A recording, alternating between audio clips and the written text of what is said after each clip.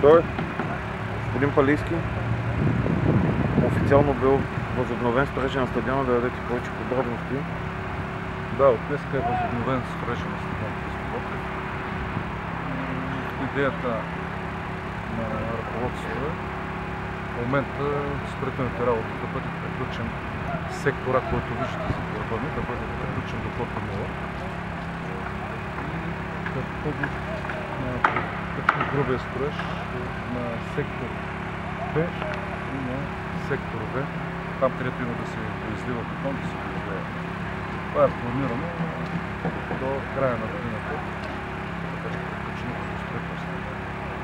Тук е момента да благодаря на община Пловдив, лично господин Тотев.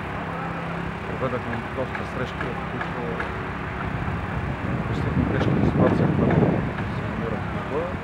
Получихме необходимото разбиране от община Пловдив и изчакаха момента, така както бяхме поели ангажименти, когато намерим средства, те да бъдат реинвестирани да добавят стадионите. Ангажиментите, които лично собственика на клуба господин Василев пое към общината за изграждането на този стадион, виждате, че по една или по друга форма по-малко се изпълняват това нещо. С колко работника започва подновяването?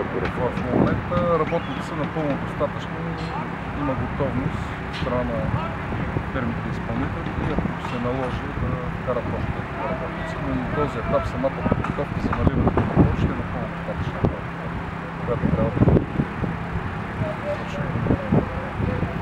Няма ли това, че времето се разваля, това ще попречи на плановете? Това е идеята, да я използваме по време. Предполагам, че чак настъпва етап ще настъпят следващите 2 месеца, за да повлияе по някакъв начин на самия строеж. Споменахте само трибуна Север. Трибуна Север на този етап няма да бъде. Знаете, че това е малко по-деликатна ситуация. Това, което ръководството е взело като решение, средства, които се намират, ще бъдат реинвестирани. На всички е ясно, че така обявените първоначални срокове няма как да се спазват. Правим всичко необходимо, всичко, което е посилено. Всичко това да се случи. Има ли идея стадиона да бъде частично отворен? Да, има и такава идея, но за това живота трябваше да говорим година. Първият етап, от който възобновяваме строителството, това е сектора, довършване на Б и на В.